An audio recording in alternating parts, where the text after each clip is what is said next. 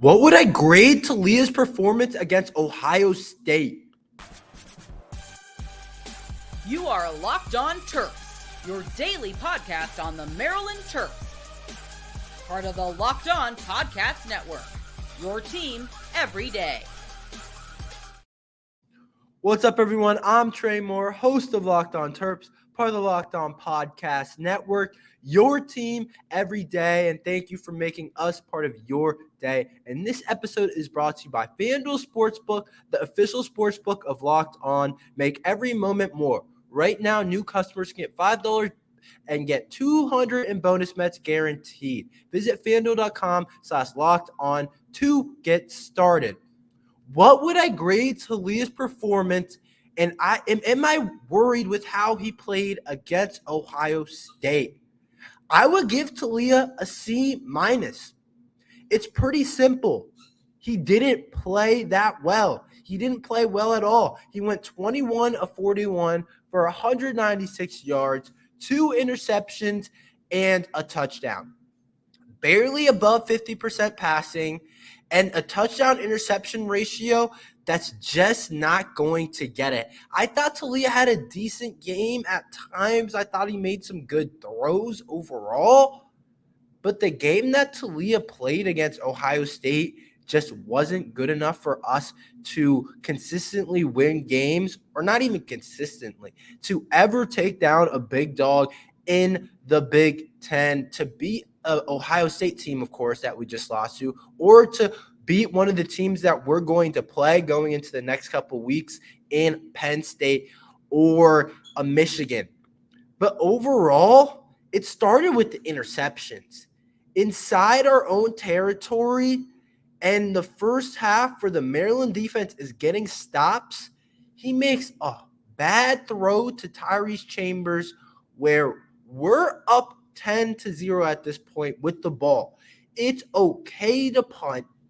It's okay to not force the ball in there. And overall, I actually didn't think it was a bad read to Tyrese Chambers. I went back and watched it, and if you remember the play, Ohio State's running a zone defense, a zone concept, and Tyrese Chambers kind of gets into a soft spot of the zone and does a pretty good job of getting open. And it's a throw that's more of an NFL window. I talked about it all in a couple of the podcasts that Taulia was throwing into NFL windows against Ohio State. These windows were a lot different than what he was throwing against Indiana, against Michigan State, against Charlotte, against Towson, where our wide receivers were so much more talented than the DBs that overall they could just get so much separation and get open and understood the coverages that the defense was running, and it was pretty easy for them. We were able to get downfield on deep shots.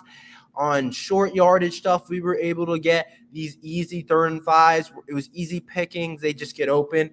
But against Ohio State, a team that secondary is just as talented, if not more talented than the Maryland wide receiver core, it was NFL windows that Taulia was throwing into a lot of the day. So I'll give him the benefit of the doubt in a lot of these case scenarios. But this isn't really one of them because Tyrese Chambers kind of did get open, but Taulia threw it on his wrong shoulder. He throws it on his right shoulder instead of his left shoulder. And if Taulia throws the ball on Tyrese Chambers the left shoulder instead of the right shoulder, then he's able to make the play. But because he lays it on the wrong shoulder in zone coverage, the guy is sitting right there, and he's able to jump in front of it for a pick. But if he leads him the other way, Tyrese Chambers, I think, makes the catch, and we move the chains. So overall, I have to blame that on an inaccuracy of Taulia, and that's a reason why giving up a pick 6 to Ohio State is going to make your grade already. You're probably not going to get an A for the game unless you somehow pull it off and make a big win and make a statement win. But overall, you're already kind of in the B range, C range, probably with what happened before the pick 6 that I'm about to get into. But overall, Tyrese Chambers and Taulia's connection hasn't been there. I remember Howard Griffith ranked Tyrese Chambers the top 5 wide receiver in the Big Ten going into the year, but that has not came true at all. He hasn't been a top 3 wide receiver on our team, and I hope he improves and gets better, but Taulia to Tyrese Chambers connection hasn't been there overall. So I think Taulia needs to try and get Tyrese Chambers going because he can definitely be another weapon that we rely on for points overall and to make plays for the Maryland Terrapins. But then before that drive was another bad play by Taulia, and is another reason I had to give him a C minus. If you remember, it was second down, and we had it inside their 5-yard line, a chance to put 7 on the board and make it 14-0. Taulia has a wide open, not wide open, but a pretty open Preston Howard, a throw that against Indiana, he makes it. Against Michigan State, he makes it. Against Charlotte, he makes it. But against Ohio State, it's an overthrow in a place that we need it the most. It's an overthrow. And Preston Howard, if you go back and look, he got pretty open. It's a throw that Taulia has to make. And the missed throw in the pick 6 interception to start the game, that's just leaving points out on the board, and that can't happen against Ohio State. And that's a big reason why his grade was at a C minus. The reason I didn't put him in D range, because I'm not going to say I should have given him a B or a D. I didn't give him a D, but the reason he isn't in D range is because he did make some good plays. He had a really nice throw to Caden Prather on the first possession that after the missed, I don't want to call it a fake punt because they didn't want it to be a fake punt. Ohio State didn't want to make it a fake punt. But against the miscue on the punt play, he throws a nice ball to Caden Prather for Caden Prather to get the one-handed catch with his left hand. And then he had some nice drives. He had some nice throws to Jayshon Jones. He had a really good drive to start the second half. But there were too many bad plays that if you want to win as a quarterback, everybody knows you have to avoid. That is the reason I'm giving him a C minus. Another bad play was, if you remember, which I'm sure you do if you watched the game, the missed clock management before the half ended. It's 10-10 at this point. I'm feeling okay. I'm not feeling great because I think it should be closer to 13-3 at this point. And instead it's 10-10 because of the pick 6, because of the missed throw, because of all these different things coming together. In that, even though the first half Ohio State played a horrible game, they still were tied at half, and the good teams find a way to kind of do that, and that's the thing that I think we kind of have to figure out and what Taulia has to figure out. But this was probably the worst of it all. Taulia's experience. He's been here forever, has all the records. We talk about it a lot. He's one of the most experienced quarterbacks in the Big Ten. I don't understand how we can run a 2-minute drive, put together a really good drive. We get lucky because an Ohio State player causes a roughing the passer play, but Taulia completely mismanages the situation. It's a nice drive. He found Jayshon Jones. He's made some good throws to get us down the field, to get us in the field goal range. In college, we know the rules. You have to get a first down to move the chains, obviously, but the first down in college does stop the clock for a little bit of time. So if you get a first down on the play, you can probably get the spike off if you get the first down, but realistically, you don't really want to do that. You want it to be a shot to the end zone where we're inside the 25, we're in field goal range, but you want it to be a shot in the end zone, or you want it to be thrown out of bounds. And the worst case scenario, maybe, well, technically this isn't the worst case scenario because the worst case scenario actually happened, is throwing the ball maybe short of the end zone, but it's a first down. But instead, he checks it down to Antoine Littleton with 12 seconds left, and we can't get another stat back. This isn't on Antoine Littleton. This is on nobody except Taulia. I think the commentators made this point that they shouldn't even have put Antoine Littleton on a route. They should have just kept him in the backfield, but that's neither here or there. Taulia should not have made that throw, and that's 3 points that we cannot have because of the missed clock management, because we can't get a spike off, because we check it down with 12 seconds left, and we're not able to get back to the line of scrimmage for another play. So there were so many points left on the board by Taulia that overall I had to give him a C minus for the game. But am I concerned with how Taulia played? Yes and no, but more on the yes side, actually. I am concerned. I was hoping this year maybe there could be a signature win and it was going to be different than last year. And I think this team is different. I think it's better, and it has a chance to do some special things, has a chance to have a winning Big Ten record for the first time in a long time, having a winning record inside the Big Ten or in the ACC when we were back in the ACC. It's a chance that we have the chance to do that. We have a chance to add another win to Coach Loxley's win totals that have gone up every single year from last year to 8. We have a chance to get to 9 wins. We have a chance to do a lot of special things this season. But I'm concerned because I thought maybe Taulia could take another step and maybe learn to not turn over the ball in these key games. And I'd even talk about one of the turnovers that he had in the second half, where it's clearly a time where he can throw the ball away and he tries to force it in there and make a play, which I understand quarterbacks do. But I'm concerned because it's like we've seen him struggle in the past against a Penn State where he goes under 50% throwing the ball. We've seen him struggle against the big dogs. And as a Maryland fan, I think we're in a position as a program where we could potentially have a chance to upset one of these teams, but it's going to take a Taulia game to do that. And maybe he is what he is.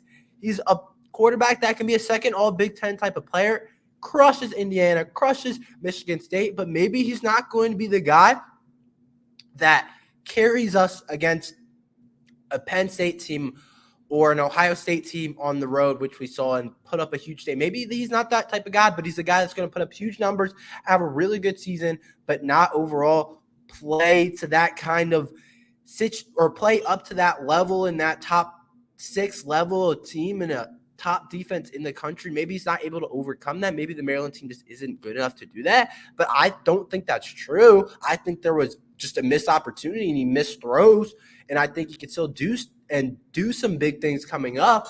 But that's why I'm kind of concerned is, can we potentially have the same season that we did last year, where we have a pretty good season, but if we want to take another step, it's going to be on Taulia's right arm. Kevin Willard says the Maryland freshman class is the best freshman class he's ever had. Yes, we're talking about Maryland basketball after this ad from Jace Medical. Everyone should be empowered to take care of themselves and their loved ones during the unexpected. That's why Jace Medical offers the Jace Case. The Jace Case provides 5 life-saving antibiotics for emergency use and gives you peace of mind so that you not just hoping you have access to medication in an emergency. Jace Medical makes sure you have the medication in hand. Jace Medical is simple. They handle everything from online evaluation to licensed pharmacy medication delivery and ongoing consultation and care. Don't get caught unprepared. Save more than $360 by getting these life-saving antibiotics with Jace Medical, plus an additional $20 off by using code LOCKEDON at checkout on jacemedical.com. That's jacemedical.com. Promo code LOCKEDON. The Maryland freshman basketball class has a chance to do big things for the Terps. Quoting Kevin Willard, the freshman class is the best freshman class I have ever had. It's time we talk some basketball. Basketball season is coming. Their season opener is November 7th against St. Mary's, not too far away. And before you know it, you see how fast this football season has gone by. Before you know it, Maryland basketball season will be here. So let's talk about the freshman class that Kevin Willard has high hopes for, and I have high expectations for, and I think they have a chance to do special things. Of course, we know it's kind of a 3-headed class, but there's 4 guys in the class. Don't forget about Braden Pierce. A lot of people forget about him, but he's a really good player as well. But I think this class can accomplish big things. I look at Deshaun Harris-Smith. I think of Deshaun Harris-Smith as an overall tough-nosed, high 4-star guy that has a chance to be one of Maryland's better players right away overall. I expect him to start right away. He is going to start right away. All signs point to that. And Kevin Willard had this to say about Deshaun Harris-Smith. He's by far the most talented player, probably the most physically gifted basketball player I've ever been able to coach. So that tells me a couple things. Kevin Willard has coached some really good players at Seton Hall. Maybe he's not able to recruit the same way he's able to at Maryland, but he's definitely coached some really good players and some physical players. And That means his traits and athleticism are showing up overall. And I think in Deshaun Harris-Smith, what I kind of expect from him is to just be an overall player because that's what he was at PVI. PVI, he did some big things. PVI is where he went to school in Virginia, a really good basketball program, top 25 team in the country year in and year out now. But I think of Deshaun Harris-Smith as like a triple-double guy. He's not going to obviously get very many, if any, triple-doubles in college football.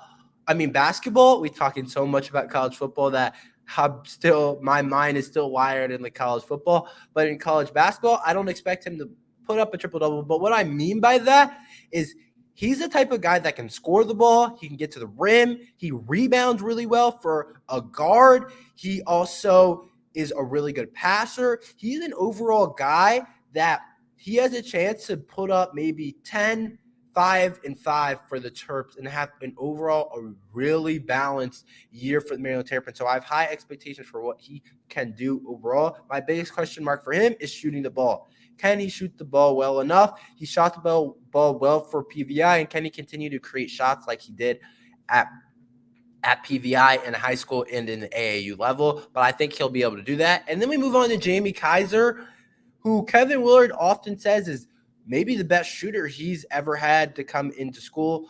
And Jamie Kaiser, and that's exactly what he is. He's a really good shooter, and you need a couple of those players in overall on your team. He's a knockdown shooter. Jamie Kaiser is also expected to start at the 3. So we're expected, both our 2 and our 3 are expected to be freshmen, which is a little bit concerning, but I have high expectations for those 2. Jamie Kaiser is going to be our best shooter right away. If you look at the team, he's going to stretch the floor. He's going to be perfect for when Julian Reese is posting up, when Jameer Young is getting to the rim. Jamie Kaiser is going to be in that corner. He can come off screens. I hope they put some of that in and do some really good things. But he's going to be really talented. And then Jonathan Lamoth. A lot of people forget about Jonathan Lamoth. Jonathan is a really good player. He can shoot the ball really well as well. He can get to the rim. I've got a chance to watch Jonathan live, 6'4". Maybe he needed to get a little bit stronger, but I think he's going to play right away too. He's not going to start, but he's going to be a backup guard or a backup guard. And he, I think, is going to be in the rotation right away. He's underrated. He gets overshadowed by Kaiser and Deshaun Harris-Smith, but don't be surprised if you're looking at it and you're like, oh, wow, Jonathan can play too as well. He just got 8 points in a big win against Illinois, or he just hit a big 3 to keep us in the game against Michigan State. Just don't be surprised if you see that from Jonathan, because I think he'll be in the rotation. He's the most intriguing player in this class. We kind of already have a tell on what Jamie and Deshaun Harris-Smith are going to be. Obviously, we don't know what they're going to be exactly, but we have a height. We know they're going to start. We have big indicators on how he's talking about those 2. But I don't really know what's going to happen with Jonathan Lamoth. I expect him to start and play right away, but I'll be interested to see where he kind of slides into that mix. But overall, this class has a chance to do something special. And then Braden Pierce, also tall 7-footer. He's going to be a really good player as well. It's not going to be year 1 for him, but look at year 2, year 3. You could look at all 4 of these guys as starters and really good players and foundation of our program, because the way I look at it, I don't see a one and done in this class. I know Deshaun Harris-Smith has been projected on some NFL draft, mock draft. Some analysts think he's going to go in be a one and done, and it'd be awesome to see him be a one and done. But selfishly, I hope he stays, and that's kind of why I like this class. I don't really see a clear one and done. It really depends on how Deshaun Harris-Smith plays. But I think Jamie, Deshaun Harris-Smith, Jonathan can be a foundation for the next 2, 3, 4 years, depending on what happens in terms of the Maryland program. They can be a foundation for this team for the next couple of years that we build around. If we get a guy like Derek Queen, which we need, which we're going to talk about on another day, but if we get a guy like Derek Queen to that mix and we start recruiting really well and start putting together really good classes, if we're able to do that, this team has a chance to do something special in the Big Ten. But we're going to lean on these guys, and they're going to have to step up quickly. But Kevin Willard says they already look like Big Ten type of players physically, which he said they lacked a little bit last year. So overall, they're tough guys. They're physical guys. They got some strength, especially when you look at Jamie, former quarterback, Deshaun Harris-Smith, a really strong dude. Jonathan Lamoth has to get a little bit stronger, but Jonathan's lanky. He's athletic, gets to the rim, all type of finishes. He's a really good player. But overall, I cannot wait to see how they mesh with the entire team, with Jameer Young, Julian Reese. I'm so excited for Maryland basketball season, but we're going to continue to talk about them every week. I think I'm going to do it on Wednesdays. But we're halfway through the Maryland football season, believe it or not. We're halfway through the regular season. Have we started the way I've wanted to? I'll talk about that after this ad from Prize Picks. Testing my skills on Prize Picks this football season is the most exciting way to play daily fantasy sports. If you have the skills, you can turn $10 into $250 with just a few taps. Prize Picks is the largest independently owned daily fantasy sports platform in North America, with the easiest and most exciting ways to play daily fantasy sports. It's just you against numbers. Instead of battling thousands of other players, including pros and sharks, you pick more than or less than on 2 to 6 player stat projections and watch the winnings roll in. PrizePicks.com/LockedOnCollege and use Locked On College for the first deposit match up to $100. The Maryland basketball or the Maryland football, now I got all my mind messed up. I'm talking Maryland basketball. I'm talking Maryland football. I'm watching a ton of football. It's football season. Just did a segment on basketball, but this is about football. The Maryland football season has started 5-1, and we're halfway through. Is it the start that we wanted to have? I think so. I think the entire goal of starting the season was 5-1. We looked at it and we looked at the schedule and we said, we have to beat Charlotte. We have to beat Towson, obviously. And we looked at the rest of them. We thought Michigan State was going to be a little bit better. We thought that might be a swing game on the road, but it really wasn't. We were favored by a good amount of points. I want to say 7.5 on the road against a Michigan State Spartans team. But against Indiana, we've taken care of business against the teams we're supposed to beat. And in this year, we only have 2 games that we're not going to be favoring. And I think it's exactly the start that we've wanted. We looked at it and we thought we probably weren't going to be able to beat Ohio State, but take care of the games you're supposed to. But the Ohio State games, there was a lot of benefits coming out of it. The defense played really well. The secondary played pretty well at times, besides a couple of plays to Marvin Harrison. They forced Kyle McCord out the pocket. Donnell Brown has played well. There's been breakouts like Donnell Brown, Glendon Miller on defense, who's used his length and athleticism overall. And then you look at on the offense side of the ball, Ty Felton has been a breakout, and he looks like he's going to be maybe one of our best wide receiver next year, depending on what Caden Prather does. Overall, I'm looking at this Maryland team, though, and saying I'm really happy where we're at. We still have everything on the table in terms of a Big Ten championship. I said that really quietly, a Big Ten championship. Now, I'm not expecting us to win a Big Ten championship, but we still have everything on the table in terms of we still have a chance to take down a Michigan or Penn State, and I hope Taulia has learned from the Ohio State game and really can focus on not turning over the ball. And then we also have a chance to add another win onto Coach Loxley's win total and get to 9 wins, 10 wins. We have a chance to be in a huge bowl games. There's still a chance to do a lot of big things as a Maryland Terrapin fan and looking at it from that perspective. And I think we're exactly where we want to be. We've upped the expectation in terms of we're 5-1 now. The fans expect us to win games that aren't the big 3. So upping the expectation is a good thing. With great power becomes great responsibility in that quote. So, and that's what I think the Maryland Terrapins kind of is. Maryland Terrapin football team kind of is right now. We've gotten better. They've gotten more power. They've gotten more respect. They've gotten more expectations. Now it comes with responsibility where the fans have expectations of what they're going to do. And can the Terps put that together overall in the season, the rest of the season?